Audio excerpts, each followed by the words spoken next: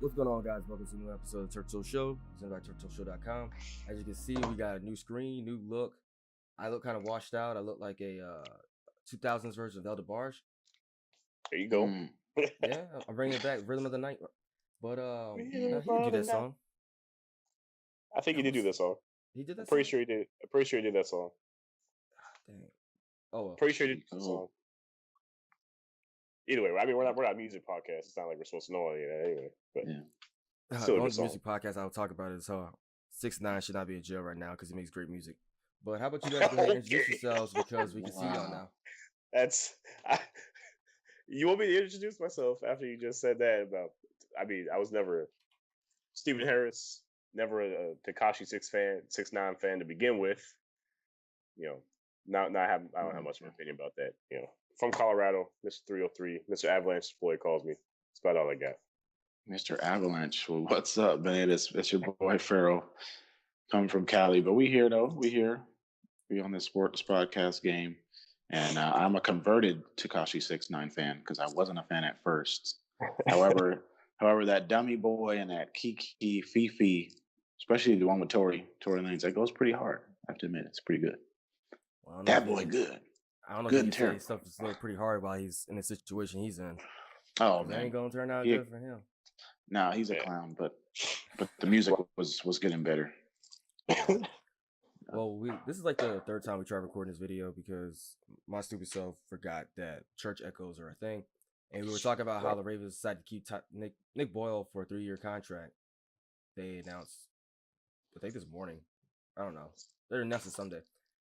So, do you guys care about that at all? Because I honestly don't. I was just talking trash. I mean, I don't really care about it either. The point I was going to make was it's kind of funny to me how I know the rules are different from a player to an owner, but Alex Collins, you know, he got as soon as his charges came out, he got arrested. Whatever happened, you know, he was released by the team immediately. But Robert Kraft, he had a bench warrant for his arrest, and nothing, league-wise, has happened to him yet. Which I guess you know what he's talking about. Let's see, the Ravens waived running back Alex Collins on Friday afternoon hours after he was arrested following a car crash at Owens Mills. According to Baltimore County Police reports, officers responded to a call for a car crash. And during the course of the crash investigation, they detected odor of marijuana inside the vehicle. Ensuing a probable cause search revealed a large glass jar containing approximately 5 ounces of Mary J. and a handgun was found.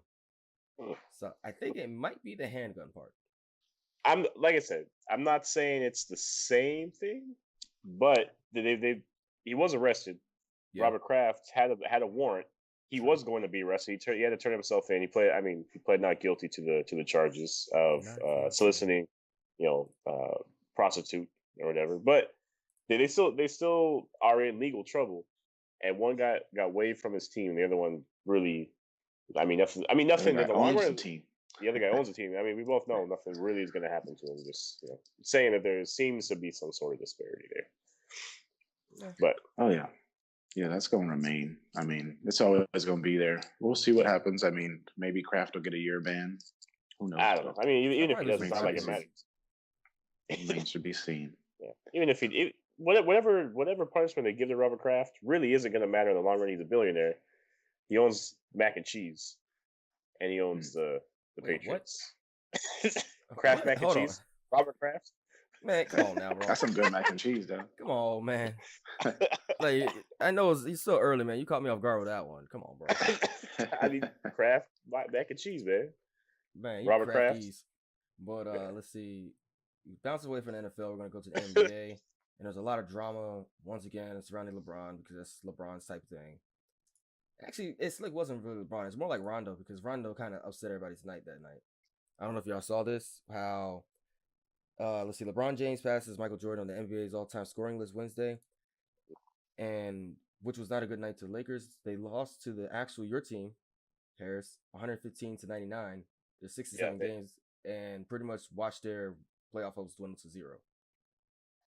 And then I guess Rondo made the decision to spend the final minutes or so in the game, sitting a few feet away from his bench in a spectator seat. Damn.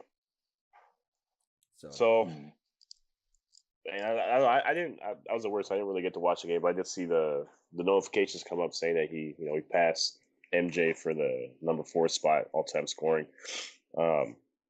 That's cool. Yeah, that's a pretty big feat, especially in his career. I don't know if that's really gonna change how people look at him as far as if he's the GOAT or not compared to MJ. But that team is falling apart. I said it.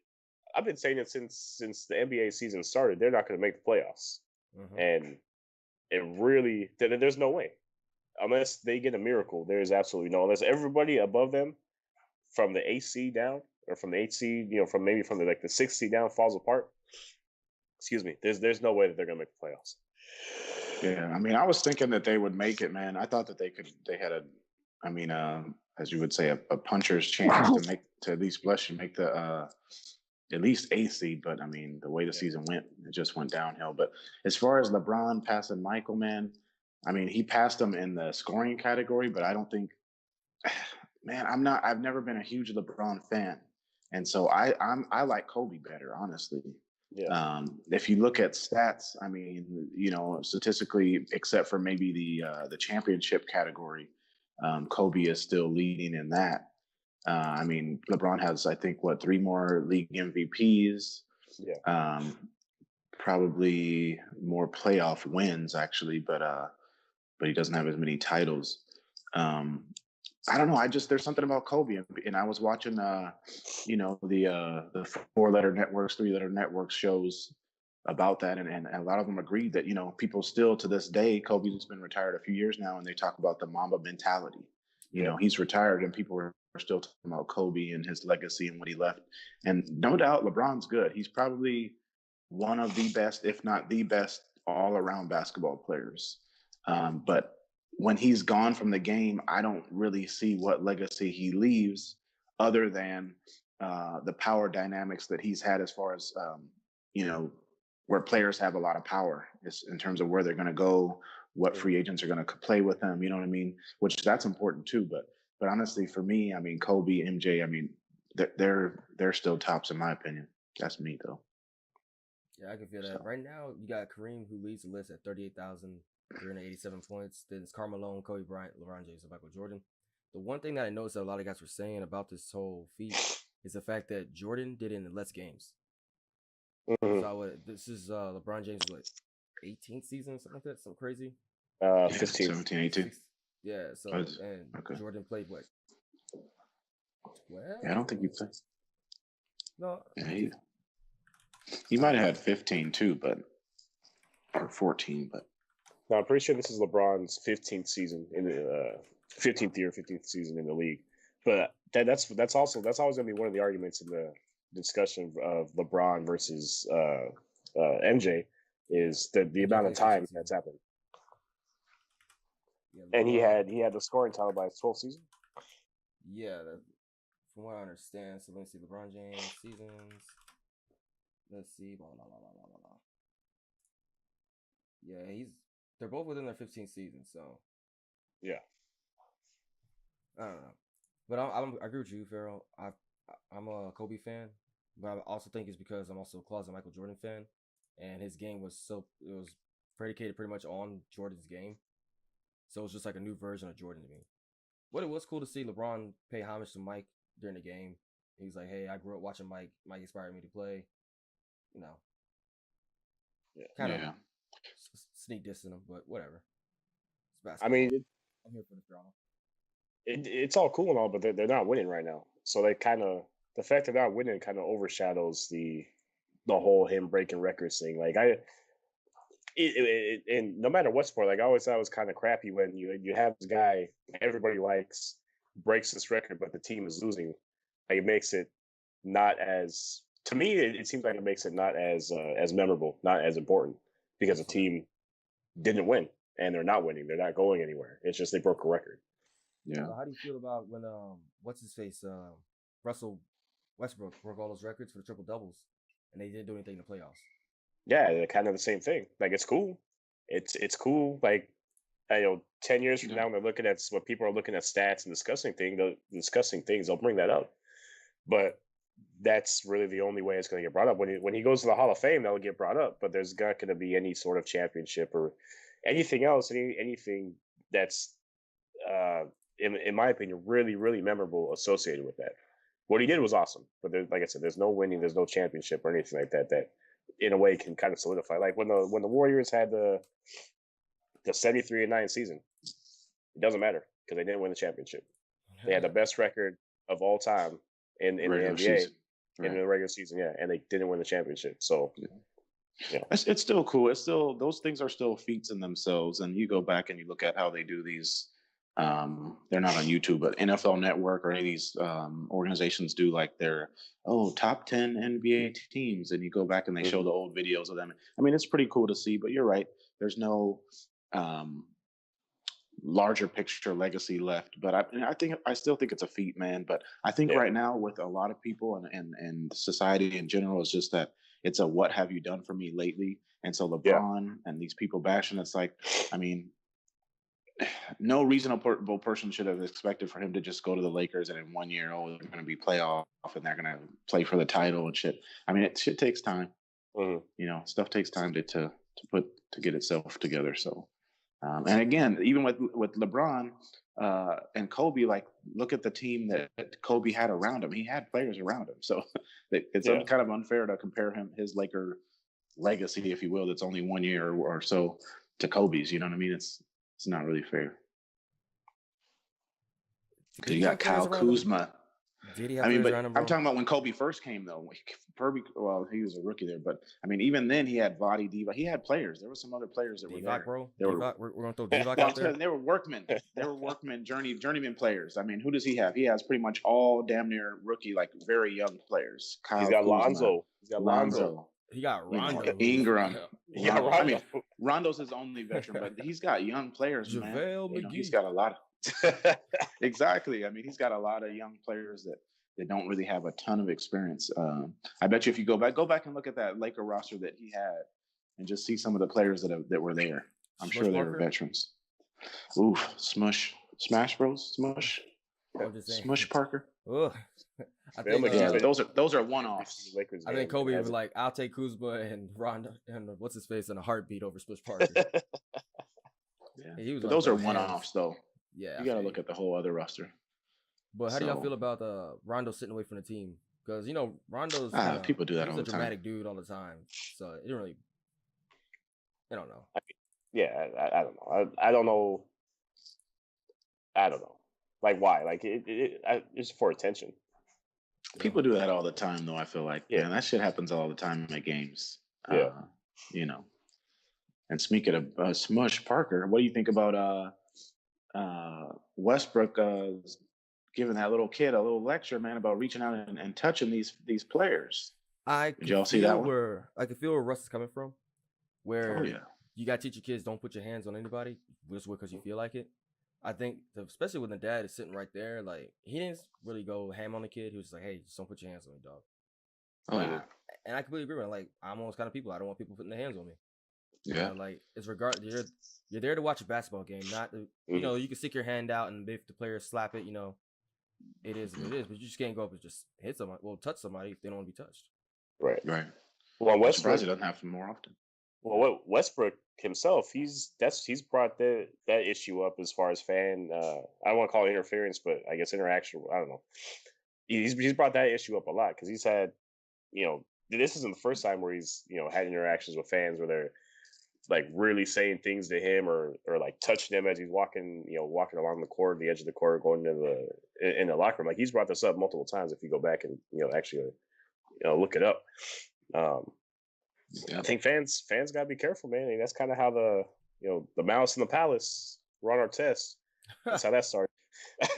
I mean, it was fans got a little crazy, and Ron Artest, you know, meta world peace now. He wasn't having it. Not saying it needs to go to that extreme, but, you know, fans. Man, I kind of miss those days, man. I miss those days, man. That's the type of NBA drama I want to see, man. Yeah, but I mean, fans, as a fan, even on the court. Yeah. You know, the players, you know, with freaking Ewing and Jordan and all those players, Rodman going at it, man. That was fun, man. He could get you fired up. Right. You ain't just going in the paint. Yeah. Yeah, you ain't driving through there. Yeah. I don't know. So switching over from the NBA over to the NFL, we got the draft out to come up, and the big consensus around right now is the fact that Kyler Murray is going to go number 1 overall to the Cardinals. And there's a lot of drama around that because they just took a quarterback last year, Josh Rosen, and a lot of people would come to his defense like, why would you just trade away a quarterback after you just went and got him? And one guy made the point stating that Josh Rosen's rookie season consisted of switching offensive coordinators mid-season, played behind the NFL's worst pass pro O-line, was extremely inexperienced receiving core of any rookie QB, faced most top 15 pass DBs, faced at least bottom 15 pass DBs. And there's rumors that the Patriots are going to do some crazy trade in order to get him to back up Tom Brady. How do you guys? That'd be pretty cool. That'd be pretty cool. I mean, I think didn't the Cardinals get a new coach, right? Are they going to be starting a new coach this Twinsburg. Kingsbury. So Kingsbury? it's a whole crazy ruckus show over there. So I mean, I wouldn't be surprised if they did get a new quarterback and just start all over with this new system or new coach that they're having. It ain't no loyalty, man. It's a business, man. So ain't nobody care about people's feelings, and it's messed up, man. They gonna do what they gonna do.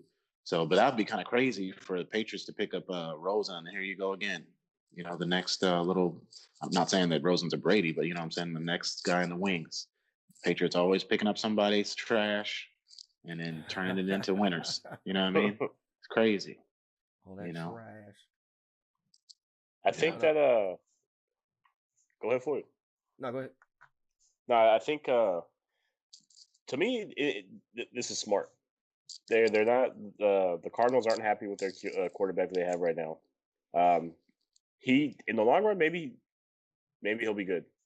It might just take him a couple years, but the quarterback is the most important position on any NFL team. That's the leader of the offense. This is a good plan. You should, if you're in a position to keep taking quarterbacks in the draft, and there's decent quarterbacks that you think can help your team, why not draft them? I don't care if you just drafted a quarterback last year. There's nothing that says you can't draft a quarterback every year in the draft for however long you want to, until you get the right one. Yeah, I guess it's gonna suck for the guy you drafted last year, but maybe that'll be the fire he needs to step his game up. If he knows that this guy that everybody's kind of coveting right now is coming in, the Heisman Trophy winner, this might make him step his game up. Who knows? I mean, it's a lot of reasons. It's a lot of reasons to do it, man. And hell, they could even get some value for Rosen and trade and get some offensive linemen that'll help. You know what I'm saying? Because they trash. But they can benefit from them. And obviously, there's 52 other positions or 50 other two people on the roster that needs to be addressed. But man, they could draft them, especially when you have this possible transcendent player, which I don't think that Kyler Murray is. But you got to take a shot on it. Right. Because if it doesn't work out, then and you didn't get him and he turns into be a beast, then everybody's going to be like, what the hell were you doing? But yeah, man, Patriots again, fucking evil empire trying to step in and swipe somebody up, man. Well, they need to. They need to start thinking about how they're going to backfill Brady when he hits 50 or whatever, decides to retire, when the avocados stop working. Well, at some point, the avocados are going to stop working. Negative. So super. Acai berry. As long as he can keep shifting his cells, he'll be all right. So, staying with the NFL, there's a whole Antonio Brown trade that's going on. There's a bunch of teams that got thrown into the mix. The Cardinals were thrown in there for a while. They backed out. The Jets backed out. The Raiders reportedly discussed Antonio Brown, but they are kind of hesitant about it. The Raiders, honestly, are the best ones that could possibly do it because they have a crap ton of picks they could just waste. But they also got burned on the Martavis Bryant deal that they traded last April. They gave up a third-round pick to get him, and he played, 8 games? And got suspended again? Yeah. And was really a non-factor for the team. Yeah, so I can see why they're kind of hesitant about it, about wasting picks on Antonio Brown, even though I think he'll be a better pickup anyway. So, I don't know. So, but Ferrel, you're a Saints guy, as you talk about that hoodie. So there was rumors that he's going to go down to the Saints. How do you feel about that? I mean, I think it's a good look, man. I mean, a lot of people have been talking about, he's a cancer maybe in the locker room and this and that. But honestly, I don't know, and I can't recall, and maybe it was, but I don't remember a lot of issues coming out from him before in the previous years, in his early years at the Steelers. I think the only drama has really come from this past year or so, towards the end of the year, with this beef between him and Roethlisberger. I think it's a good look, man. The Saints definitely need another big time receiver to put alongside Michael Thomas because he was a beast all year, but at the same time, if they had the right game plan, the other team, I mean, they could take him out the game, and then you have other weapons. But I think it's a good trade, man. I think they should do it. Yeah, I think it's a good look. Shit, give think, Breeze some other weapons.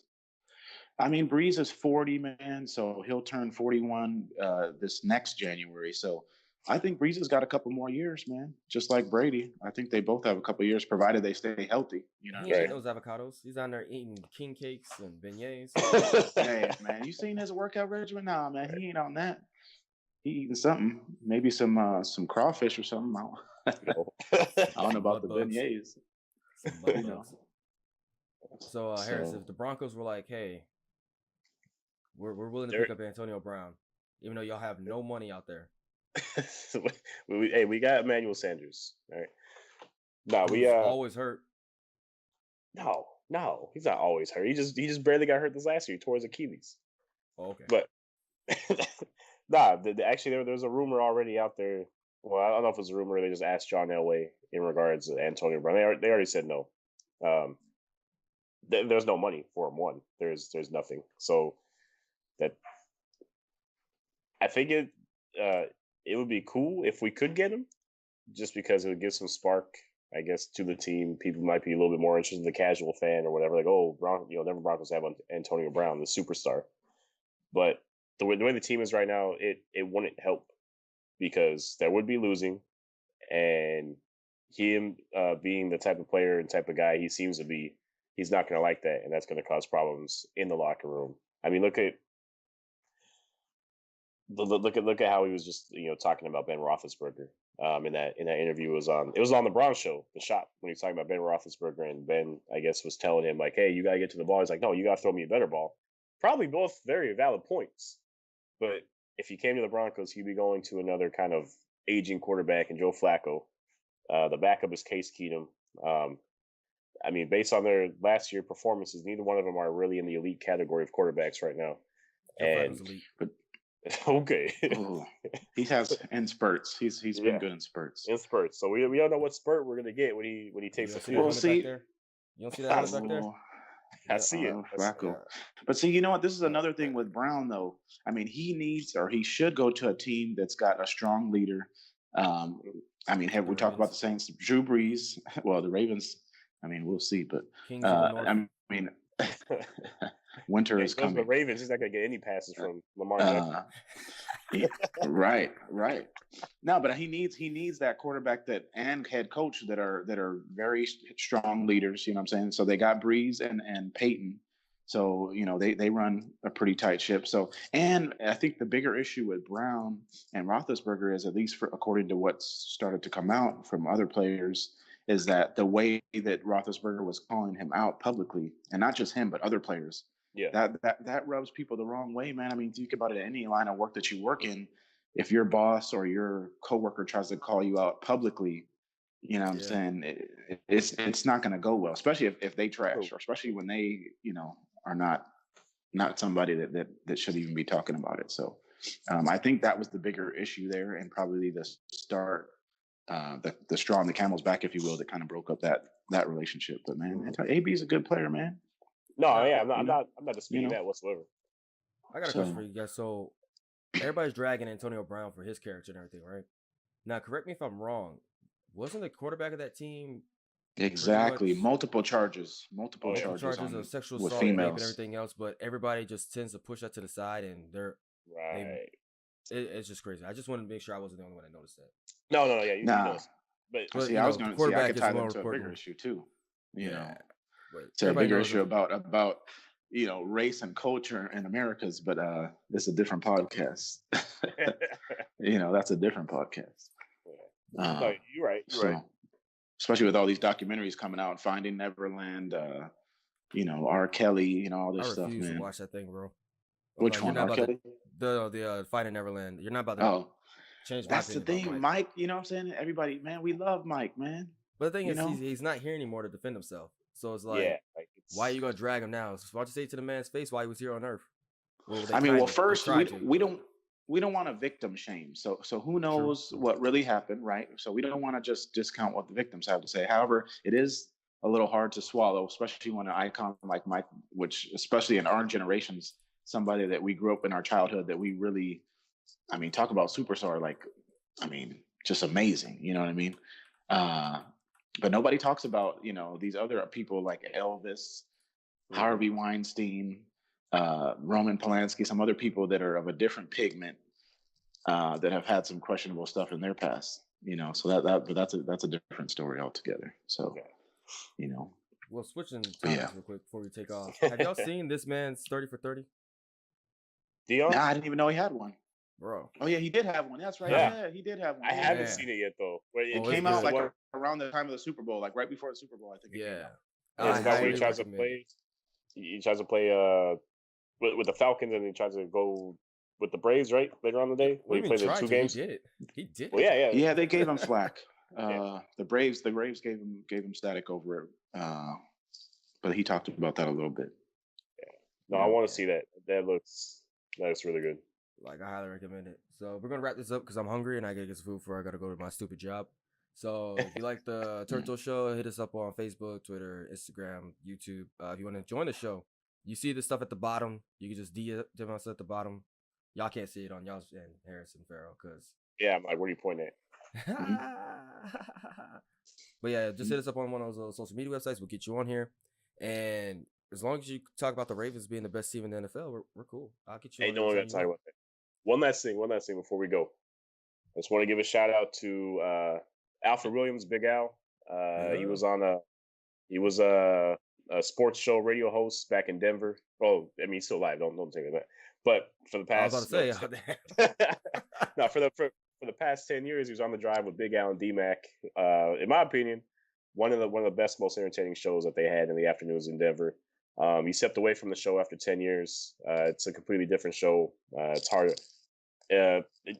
not to have him on the show. He was a great guy, 2-time Super Bowl winner with the Denver Broncos. Funny, outgoing guy. He was great. He's not on the show anymore.